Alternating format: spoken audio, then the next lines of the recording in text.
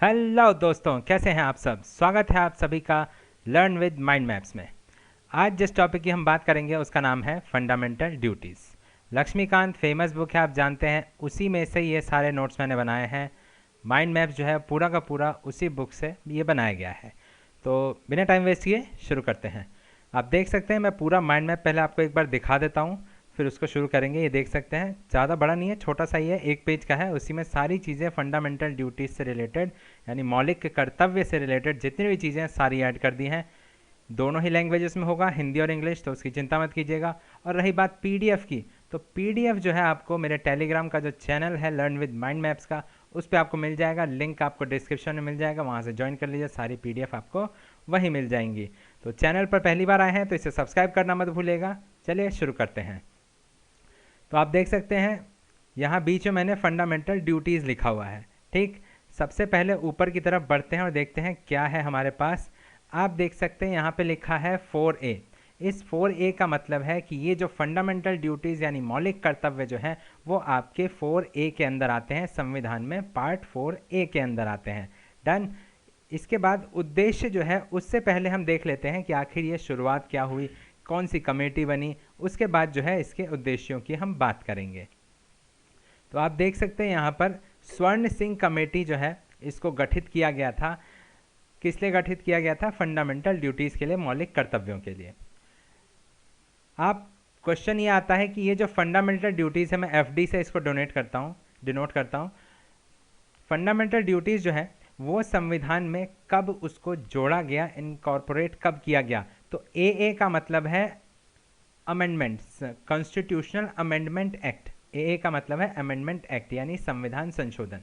तो 42वें संविधान संशोधन 1976 में 76 के तहत जो है इसको फंडामेंटल ड्यूटीज़ को, मौलिक कर्तव्यों को जोड़ा गया संविधान में। ये हो गई पहली चीज़ जो सीधा सीधा आपसे कभी कभार क्वेश्चन पूछ लिया जाता है। अब क्या हुआ, जब ये कमेटी बनी तो 8 रिकमेंडेशन दिए। हम रिकमेंडेशन की बात नहीं करेंगे, जो जो चीज़ें जुड़ी हुई हैं उनके बारे में बात करेंगे, लिस्ट के बारे में। क्या हुआ, स्वर्ण सिंह कमेटी ने कहा कि ये 8 रिकमेंडेशन है, कुछ भी थी 8 रिकमेंडेशन, वो कह दिया गया कि आप जो है इसको संविधान में जोड़ लीजिए, इसे जगह दे दीजिए, ये ज़रूरी है फंडामेंटल ड्यूटीज़। 8 दी गई, लेकिन गवर्नमेंट ने क्या किया, 10 को जोड़ लिया, यानी 2 अपनी तरफ से और ऐड कर दिए, और इन 10 के 10 फंडामेंटल ड्यूटीज़ को संविधान में जगह मिल गई। प्रेजेंट की अगर आप बात करेंगे तो अभी टोटल 11 है टोटल फंडामेंटल ड्यूटीज़, मौलिक कर्तव्य। और ये जो 11वां है, 10 तो जोड़ लिया गया था उसी टाइम जब ये आपका अमेंडमेंट हुआ, 42nd अमेंडमेंट एक्ट 1976। अभी जो 11वां है, जो एक ये अलग से जोड़ा गया, ये कब जोड़ा गया? सन 2002 में। मैंने इसमें ब्रैकेट में 2002 इसलिए लिखा हुआ है कि ये जो 11वां जोड़ा गया ये 2002 के अंदर इसको जोड़ा गया था, ऐड किया गया था। डन। अब आगे बढ़ें तो 8 जो रिकमेंडेशन दी स्वर्ण सिंह ने, कमेटी ने, उसमें क्या हुआ, कुछ जो ऐसी हैं लगभग 3 के करीब, उसको जो है इसमें ऐड नहीं किया गया, एक्सेप्ट नहीं किया गया, स्वीकार नहीं किया गया। अब वो 3 कौन कौन सी है ये देख लेते हैं। पहला आता है कि पेनल्टी ऑन पनिशमेंट, P&P, यानी अगर कोई व्यक्ति इनकार करता है फंडामेंटल ड्यूटीज़ को मानने से तो आप उन पर पेनल्टी लगाइए, उसको पनिश कीजिए, उसको पनिशमेंट दीजिए। ठीक, तो इस चीज़ को जो है यहाँ रिफ्यूज़ल लिखा है, यानी अगर कोई एफडी को मानने से इनकार करे तो उसको आप पेनल्टी लगाइए, पनिश कीजिए। तो इस चीज़ को ऐड नहीं किया गवर्नमेंट ने, कांग्रेस की जो गवर्नमेंट थी उस टाइम, सरकार थी, उसने इस चीज़ को ऐड नहीं किया। तो ये हो गया पहला चीज़ जो स्वीकार नहीं किया गया। दूसरा बात करें तो no question in any court, यानी P&P का क्या मतलब है, पेनल्टी या पनिशमेंट से रिलेटेड अगर कोई भी क्वेश्चन है तो आप उसके लिए कोर्ट नहीं जा सकते हैं। ये रिकमेंड किया गया था स्वर्ण सिंह कमेटी के द्वारा, जिसको भी गवर्नमेंट ने क्या किया, अस्वीकार कर दिया। डन। इसके बाद जो तीसरी चीज़ जो अस्वीकार किया गया, जिसको एक्सेप्ट नहीं किया गया, वो है ड्यूटी टू पे टैक्सेस। ये कहा गया कि हर नागरिक का ये फंडामेंटल ड्यूटी होना चाहिए कि वो सरकार को टैक्स पे करे, कर देने का कर्तव्य। ये जो है ऐड करना चाहते थे स्वर्ण सिंह कमेटी, लेकिन इसको भी गवर्नमेंट ने क्या किया, अस्वीकार कर दिया, एक्सेप्ट नहीं किया। तो ये 3 चीज़ें जो थी उसको जो है अनएक्सेप्ट कर दिया गया, एक्सेप्ट नहीं किया गया, स्वीकार नहीं किया गया। तो ये बात हो गई स्वर्ण सिंह कमेटी से रिलेटेड। डन। अब क्या है, ये जो फंडामेंटल ड्यूटीज़ है, मौलिक कर्तव्य है, ये हमने ये लिया है यूएसएसआर से, वहाँ से इंस्पायर होकर के हमने इसको अपने संविधान में जगह दी। अब बात करें कि ये और किस देश में है, तो जापान जो डेमोक्रेटिक कंट्री है वहाँ पर ये आपका फंडामेंटल ड्यूटीज़ आपको मिल जाएगा, मौलिक कर्तव्य जो है वहाँ आपको देखने को मिलेगा। ठीक, अब लिस्ट से पहले हम इसके उद्देश्य देख लेते हैं कि आखिर इसका उद्देश्य क्या है, किस उद्देश्य के तहत ये लाया गया।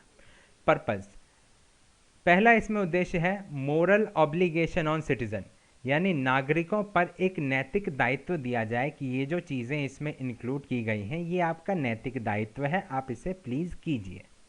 डन, पहला। दूसरा हो गया गाइड लॉ मेकिंग प्रोसेस, यानी कानून बनाने की प्रक्रिया का इससे मार्गदर्शन मिले, इसलिए इसको ऐड किया गया है। डन, तीसरा है ये हेल्प करे जुडिशरी को टू इंटरप्रिएट लॉ, यानी कानून की व्याख्या करने में ये न्यायपालिका की मदद करे, फंडामेंटल ड्यूटीज़, इसीलिए एक पर्पज़ ये भी है इसको ऐड करने का उद्देश्य। 3 हो गए। चौथा आप देख सकते हैं warn citizens against anti national and anti social activities, यानी ये नागरिकों को राष्ट्र विरोधी और असामाजिक गतिविधियों के खिलाफ चेतावनी दे कि आप ऐसी किसी भी चीज़ का पार्ट मत बनिए जो एंटी नेशनल हो, एंटी सोशल हो, असामाजिक हो। तो ये जो चारों पर्पज़ हैं ये आपका फंडामेंटल ड्यूटीज़ का है, इसी पर्पज़ की वजह से, उद्देश्य की वजह से इसको लाया गया। ठीक, अब आगे बढ़ते हैं, हम बात करते हैं फैक्ट्स की, कुछ तथ्य हैं इससे रिलेटेड, उसको देखते हैं। डन, देखिए क्या था, जो एफडी है यानी फंडामेंटल ड्यूटीज़, मौलिक कर्तव्य, उसको कैटेगराइज किया गया है 2 कैटेगरी में, 2 में इसको वर्गीकृत किया गया है। कौन कौन सा, इसमें पहला है इसका मोरल ड्यूटी और दूसरा है सिविक ड्यूटी। मोरल ड्यूटी यानी नैतिक कर्तव्य और दूसरा है सिविक ड्यूटी यानी नागरिक कर्तव्य। मोरल ड्यूटी में क्या कहा गया है कि cherishing noble ideals of freedom struggle, यानी स्वतंत्रता संग्राम के महान आदर्शों को पोषित करना, ये नैतिक कर्तव्य के तहत इसको रखा गया है। सिविक ड्यूटी में, नागरिक कर्तव्य में रखा गया है respecting the constitution, national flag, national anthem, यानी संविधान, राष्ट्रीय ध्वज और राष्ट्रीय गान का आपको सम्मान करना चाहिए। ये जो है एक तरीके का नागरिक कर्तव्य है। तो इस तरीके से 2 वर्गों में इसको वर्गीकृत किया गया, 2 कैटेगरी में बांटा गया। डन, अब आगे देखें तो इसका एक फैक्ट ये भी है कि ये नॉन जस्टिसिएबल है, यानी आप फंडामेंटल ड्यूटीज़ को लेकर के कोर्ट नहीं जा सकते, ये गैर न्यायोचित है। ठीक, क्या है कि ऑप्शंस में पूछ दिया जाता है कि क्या फंडामेंटल ड्यूटीज़, मौलिक कर्तव्य, क्या ये गैर न्यायोचित है या न्यायोचित है, जस्टिसिएबल है या नॉन जस्टिसिएबल है।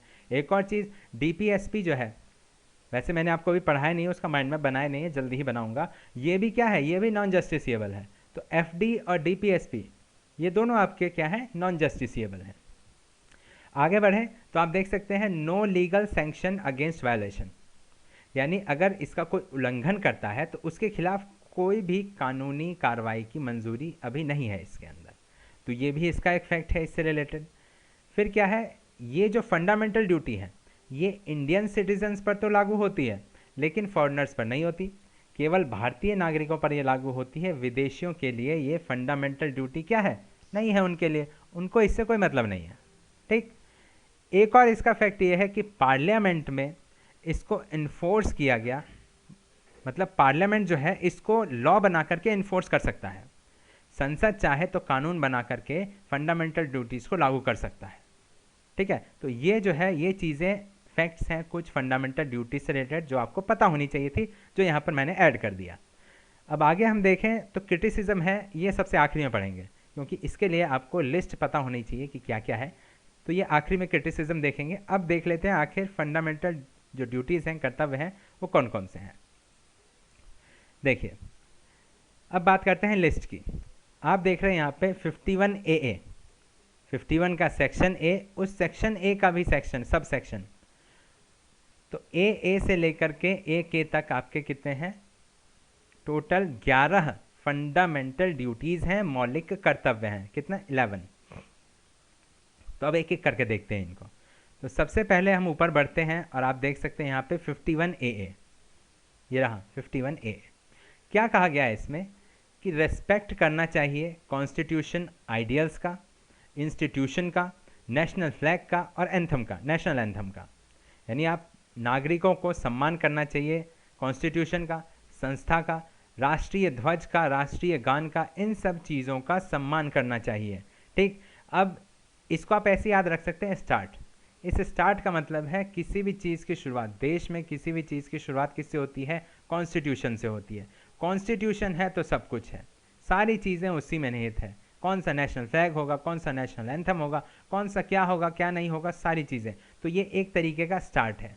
तो याद रखिए 51AA जो है ये पहला है और ये स्टार्ट है। स्टार्ट का मतलब कॉन्स्टिट्यूशन, यानी कॉन्स्टिट्यूशन का रेस्पेक्ट कीजिए, ये हो गया स्टार्ट। तो ये इसको याद करने का एक थोड़ा सा मेमोराइज करने का ये छोटा सा ट्रिक है। आगे बढ़ते हैं हम 51AA से 51AB, section A sub section B. ठीक, ये ऐसे ही चलेगा, ABCD, ये आपका सेक्शन सेम है, ए में ही है, यहाँ से सब सेक्शन चेंज होते रहेंगे, ABCDEFGHIJK तक ऐसे ही चलता रहेगा, टोटल 11। दूसरा देखें तो इसमें है 51AB में, follow ideals, inspire our national struggle of freedom, यानी आज़ादी के हमारे राष्ट्रीय संघर्ष से प्रेरित जो आदर्श हैं उनका पालन करना चाहिए। जो भी नेशनल फ्रीडम स्ट्रगल हुए उनसे आपको इंस्पिरेशन लेकर के उसका पालन करना चाहिए। अब देखिए, नेशनल स्ट्रगल हुआ तो उसमें क्या हुआ? बलिदान दिए गए, ठीक है, सेक्रीफाइसेस हुए। तो इस बलिदान को मैंने इसका जो है एक याद करने का एक बना दिया है कि बलिदान याद रखिए, स्टार्ट हुआ कॉन्स्टिट्यूशन, बलिदान यानी फ्रीडम स्ट्रगल के लिए बलिदान दिया गया है, तो उससे क्या है आपको इंस्पिरेशन लेना चाहिए। तो ये हो गया बलिदान, इसको याद करने का 51AB को। अब यहाँ देख सकते हैं यहाँ बी है, बी से हो गया बलिदान। अगर आप कहें कि हम तो भूल जाएंगे तो यह बी से हो गया बलिदान। जैसे यहाँ ए से स्टार्ट हो गया, पहला है तो स्टार्ट हो गया, तो यहाँ हो गया बी से हो गया बलिदान। डन। उसी तरीके से अब आगे बढ़ते हैं 51AC। 51AC में क्या कहा गया है? प्रोटेक्ट करो। किस चीज़ को प्रोटेक्ट करो? Sovereignty, unity, integrity. किसका? भारत का। तो सवर्निटी, यूनिटी एंड इंटीग्रिटी, यानी भारत की संप्रभुता, यहाँ की एकता, यहाँ की अखंडता, इसका हमें रक्षा करना चाहिए, इसके लिए हमेशा तत्पर रहना चाहिए। ये हमारा फंडामेंटल ड्यूटी है। डन। अब क्या है, इसको याद करने का है चिपक के। चिपक के का मतलब कि हम लोग यूनाइट रहें। यहाँ देख रहे हैं आप यूनिटी, यूनिटी क्या है? एक रहें, एक साथ चिपक कर रहे हैं। अब यहाँ आप कह सकते हैं मैं यूनिटी भी लिख सकता था, यहाँ चिपक के लिखने की क्या ज़रूरत है? तो यहाँ चिपक के का जो सी है वो आपका इस सी से कोरिलेट आप कर सकते हैं, ठीक है, चिपक करके। तो इस तरीके से इसको बनाया गया है। तो स्टार्ट, बलिदान, चिपक के। डन। अब आगे बढ़ते हैं 51AD जो आपका 4th नंबर का है, FD यानी फंडामेंटल ड्यूटीज, मौलिक कर्तव्य। Defend the country, render national service, यानी देश की रक्षा कीजिए, और जब भी राष्ट्र की सेवा का अवसर दिया जाए, जब कॉल आए कि आपको राष्ट्र की सेवा के लिए खड़े रहना है, तो वहाँ अपनी सेवा दीजिए, ये आपकी फंडामेंटल ड्यूटी है, ये आपका कर्तव्य है। ठीक, तो यहाँ क्या है, आपको डिफेंड करना है कंट्री को जब भी ज़रूरत पड़े। तो डी से डिफेंड, और डी से आपका हो गया 4th वन का 51AD, तो defend, D defend. Done. Next आगे बढ़ते हैं 51AE। 51AE की बात करें तो यहाँ promote harmony and spirit of common brotherhood, सद्भाव और सामान्य भाव, जो भाईचारे की भावना है उसको बढ़ावा देना, यहाँ ये मेन मोटिव है। ठीक है, ये ड्यूटी है लोगों की, यहाँ के नागरिकों की, सिटीजन्स की। तो यहाँ देख सकते हैं आप एकता लिखा हुआ है। एकता कब होगी? जब भाईचारा होगा, ब्रदरहुड होगा। ठीक है, तो यहाँ पे इसीलिए यहाँ पे मैंने एकता लिखा है। इस यूनिट को बस इंग्लिश में लिख दिया है, ध्यान इस पे दीजिए सिर्फ एकता पर। ठीक है, तो ये ई से हो गया एकता, और ये ई से हो गया आपका 51AE। ई आप कोरिलेट कर लीजिएगा, एकता यानी ब्रदरहुड। कब होगा एकता? जब आपस में भाईचारे की भावना होगी। डन। आगे बढ़ते हैं 51AF की तरफ। 51AF में आप देखें, value and preserve the rich heritage, यानी जो भी समृद्ध विरासत है, मूल्य है, उनका संरक्षण कीजिए। हमारी जो भी विरासतें हैं, ऐसा नहीं है कि हमारा कोई फोर्ट है तो लोग उस पर पत्थर फेंके जा रहे हैं, नहीं, उसका आप रेस्पेक्ट कीजिए, उसकी रक्षा कीजिए, क्योंकि वो आपका रिच हेरिटेज है। ठीक है, आपकी विरासत है, समृद्ध विरासत है। तो आप देख सकते हैं, इसको याद करने के लिए मैंने यहाँ पे फोर्ट लिखा हुआ है।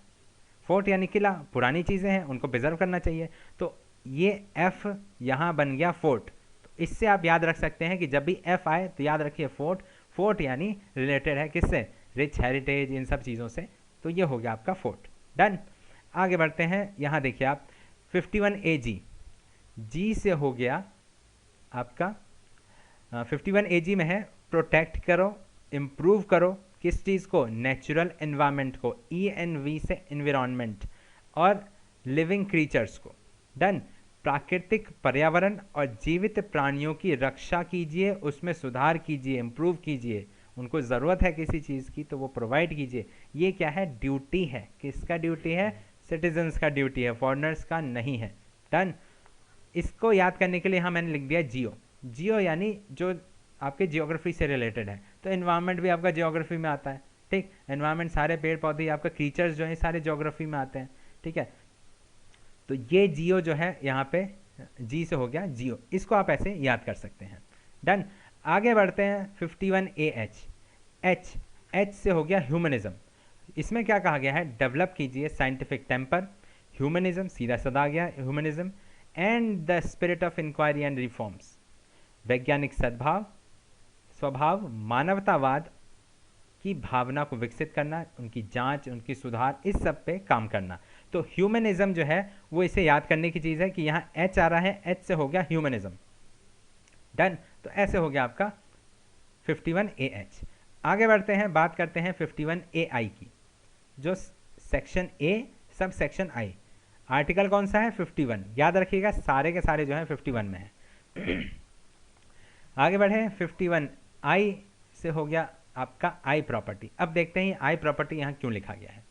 सेफ गार्ड पब्लिक प्रॉपर्टी, यानी जो पब्लिक प्रॉपर्टी है वो आपकी प्रॉपर्टी है। आई प्रॉपर्टी, आई यानी मैं, मेरी प्रॉपर्टी, प्रॉपर्टी यानी मेरी जो है संपत्ति है। टू एब्ज्योर वायलेंस, यानी सार्वजनिक संपत्ति की सुरक्षा और हिंसा को समाप्त करना। तो जब भी आई आपके सामने, समझ जाइए आई प्रॉपर्टी, प्रॉपर्टी यानी पब्लिक प्रॉपर्टी, तो उसको आप ऐसे याद कर सकते हैं। डन। आगे बढ़ते हैं 51AJ। इसमें कहा गया है excellence in all spheres of individual and collective activity. ठीक, excellence in all spheres of individual and collective activity, व्यक्ति के सभी क्षेत्रों में उत्कृष्टता और सामूहिक गतिविधि, यानी कलेक्टिव। कलेक्टिव है, देखिए यहाँ पे कलेक्टिव आ रहा है ना, तो वही कलेक्टिव को यहाँ यूज़ कर लिया गया है। तो कलेक्टिव जो है यहाँ क्या है, इसका 51J का मुझे कुछ समझ में नहीं आ रहा था, बहुत दिमाग लगाया, बहुत सोचा, लेकिन जो है इसका समझ में नहीं आया कि जे से मैं क्या बनाऊँ जो इनसे रिलेशन में मिल जाए। स्फीयर हो गया, अब इतना भी नहीं कर सकते ना कि बिल्कुल सर के ऊपर से चीज़ें चली जाए कि क्या लिख दिया है, तो इसका मुझे समझ में नहीं आया, तो बस मैंने कलेक्टिव लिख दिया है कि जब भी जे आए 51J एक आपको याद रखना पड़ेगा कि यहाँ कलेक्टिव से रिलेटेड कुछ ना कुछ है। अगर आपको कुछ समझ में आ जाए जे से रिलेटेड कि ये हो तो अच्छा रहेगा, तो आप कमेंट बॉक्स में मेंशन कर दीजिएगा। मैं इसका जो PDF है उसको अपडेट कर दूंगा आपके सजेशंस के साथ, ठीक है, और फिर अपलोड कर दूंगा टेलीग्राम के चैनल पर। तो कुछ और समझ में आया तो प्लीज़ उसको ज़रूर आप कमेंट कीजिएगा चैनल पे। उसके बाद जो लास्ट जो ऐड किया गया, इतना तो था पहले ही ऐड कर दिया गया था। ठीक, जब स्वर्ण सिंह कमेटी ने अपनी रिकमेंडेशन दी तो ये 10 के 10 जो है ऐड कर दिए गए। ये जो 11वां है ये बाद में ऐड किया गया, और कब ऐड किया गया? बाय 86 अमेंडमेंट एक्ट 2002 के तहत इसको जोड़ दिया गया, संविधान संशोधन 2002 के तहत। कौन सा? 86। ठीक है, 51A के। इसमें बात की गई है एजुकेशन से रिलेटेड। इसको रटने की आपको ज़रूरत नहीं है, क्योंकि आसान सी चीज़ है कि फंडामेंटल ड्यूटी है ये पेरेंट्स और गार्जियन की, माता पिता और अभिभावक की का ये मौलिक कर्तव्य है कि वो अपने बच्चे को एजुकेशन प्रोवाइड करें जिनकी एज 6 से 14 साल तक की है। शिक्षा प्रदान करें अपने बच्चों को, ये आपका मौलिक कर्तव्य है। तो ये एजुकेशन है, बाद में ऐड किया गया है, तो इसको जो है आसानी से याद कर सकते हैं, ज़्यादा इसमें दिमाग लगाने की ज़रूरत नहीं है। तो ये आपके हो गए 11 के 11 फंडामेंटल ड्यूटीज़, मौलिक कर्तव्य। अब बाकी जो याद करने की चीज़ें हैं वो मैंने आपको बता दिया। अब अगर हम आगे बढ़ें, आखिरी में बात करें इसके क्रिटिसिज्म की। अब कोई चीज़ बनी है तो कुछ ना कुछ तो लोग हैं ऐसे भी जो इसको कहेंगे कि नहीं इसमें ये होना चाहिए था, वो नहीं होना चाहिए था, इसकी आलोचना करने वाले। तो अब देखते हैं क्या क्या क्रिटिसिज्म्स इसके लिए कहा गया है। पहला क्रिटिसिज्म इसमें सामने आया है कि non exhaustive, not cover vote casting, paying taxes, family planning. यानी ये कहा गया कि ये जो है ये संपूर्ण नहीं है। इसमें क्या है, आपने वोट देने का अधिकार को कवर नहीं किया। ये भी करना चाहिए था कि वोट देना जो है फंडामेंटल ड्यूटी है, बिल्कुल करना चाहिए था, अच्छा है ये चीज़। दूसरा, करों का भुगतान। हालांकि ये चीज़ मैंने आपको बताया था कि स्वर्ण सिंह कमेटी ने इसको रिकमेंड किया था, बट गवर्नमेंट ने ऐड नहीं किया। ये होना चाहिए, ये सभी नागरिकों की ड्यूटी है कि वो डायरेक्ट पे टैक्स को पे करें, इनडायरेक्ट टैक्स जो है वो हम सब पे करते हैं, कोई भी सामान लेते हैं उसमें जो टैक्स आता है गवर्नमेंट को जाता है, वो इनडायरेक्ट टैक्स हो गया। लेकिन डायरेक्ट टैक्स जो है वो इसमें ऐड होना चाहिए फंडामेंटल ड्यूटीज़ में, क्योंकि हम जब डायरेक्ट टैक्स पे करेंगे तो उसी से क्या है, देश का विकास होगा, डेवलपमेंट के काम में उसको यूज़ किया जाएगा। तो ये यहाँ ऐड होना चाहिए था। फैमिली प्लानिंग, तो इस पर बहुत ज़्यादा फोकस करना चाहिए, क्योंकि अगर पॉपुलेशन बढ़ेगी तो हमारे पास जो चीज़ें हैं, नेचुरल रिसोर्सेज हैं, वो इतने नहीं हैं कि सबका जो है पूरा कर सके, सबकी डिमांड्स को कंप्लीट कर सके। तो फैमिली प्लानिंग बहुत ज़रूरी है, पॉपुलेशन कंट्रोल बहुत ज़रूरी है, तो ये भी ऐड करना चाहिए था। तो ये हो गया पहला स्ट्रॉन्ग क्रिटिसिज्म। मैं इसे स्ट्रॉन्ग क्रिटिसिज्म कहूँगा क्योंकि इसमें बहुत सारी चीज़ें ऐसी हैं जो बिल्कुल टू द पॉइंट इसमें कही गई हैं। दूसरा आपका है some of the duties are difficult to understand. कहा गया कि इसमें कुछ जो अधिकार हैं वो बहुत टफ हैं, हम आम आदमी जो है, जो कॉमन पीपल है, उसको समझ ही नहीं सकता। और वो कहाँ पर है, 51 AH में। अब थोड़ा 51 AH की तरफ अगर हम बढ़ें तो आप देख सकते हैं यहाँ पे 51 AH, एच यानी ह्यूमनिज्म।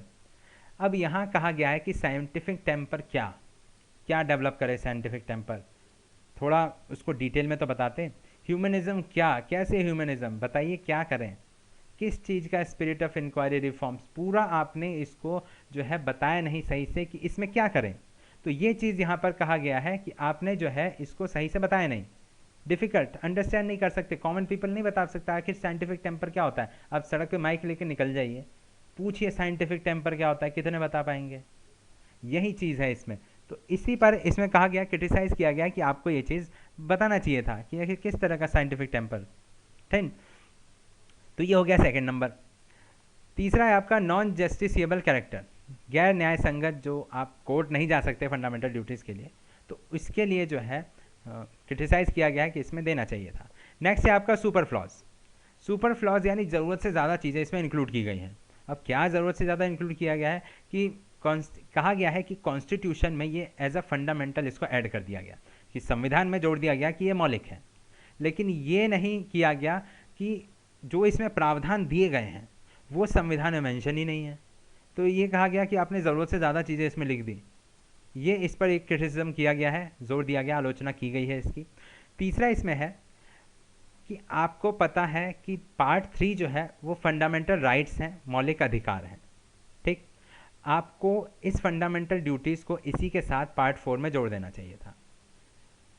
ठीक है, इसी को कहा गया कि आपको जो है उन्हें मौलिक अधिकारों के जस्ट पार्ट 3 के जस्ट बाद पार्ट 4 में जोड़ देना चाहिए था, ताकि ये मौलिक अधिकार के बराबर दिख सके, यानी ये फंडामेंटल राइट्स है, इसी के बराबर में फंडामेंटल ड्यूटीज़ दिख सके। तो क्या हो कि इन दोनों की इंपॉर्टेंस बराबर लगे पब्लिक को, सिटीजन्स को। लेकिन आपने नहीं किया, आपने क्या किया, इसको तो पार्ट 3 में फंडामेंटल राइट्स को जोड़ दिया, उसके बाद एक पार्ट 4 बनाया, उसके भी एक सब पार्ट में 4A में जोड़ दिया फंडामेंटल ड्यूटीज़ को, जैसे ये इसका एक पार्ट है, यानी कुछ भी है एक अलग से एक बना दिया।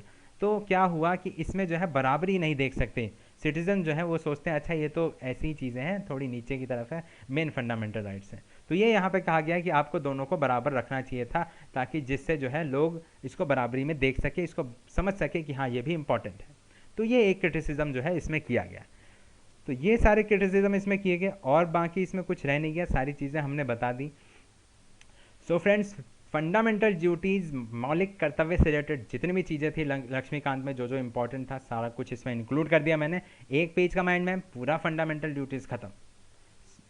ऐसी जो है पॉलिटी से रिलेटेड लक्ष्मीकांत में से बहुत सारी चीज़ों का मैं बनाऊंगा, एक एक टॉपिक करके सबका, और कोशिश यही रहेगी हर टॉपिक एक पेज में ख़त्म हो। पूरा आपका लक्ष्मीकांत जो है जितने टॉपिक हैं उतने पेज, 20 टॉपिक हैं तो 20 पेज के माइंड मैप में ख़त्म, ताकि जब रिवीजन करें तो फटाफट हो जाए। अब क्या है, इसका रिवीजन में आपको 5 मिनट नहीं लगेंगे, जो भी टाइम लग रहा है, मुझे पता नहीं अभी कितने मिनट का ये वीडियो बन रहा है, लेकिन जितना भी टाइम लगेगा आपको इसके रिवाइज करने में सिर्फ मुश्किल से 3 से 4 मिनट लगेंगे, फटाफट हो जाएगा। ठीक है, तो इससे क्या होगा, रिवीजन में आपको लगेगा कि छोटी सी चीज़ है, फटाफट रिवीजन कर लेते हैं। ठीक, तो अब आपका ये टॉपिक ख़त्म हो गया यहाँ पे। इसका PDF जो है आपको टेलीग्राम के चैनल पर मिल जाएगा, वहाँ से इसको डाउनलोड कर लीजिएगा, चैनल ज्वाइन कर लीजिएगा।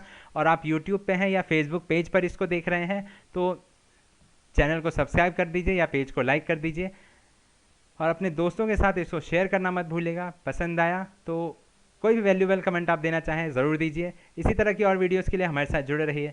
Thank you.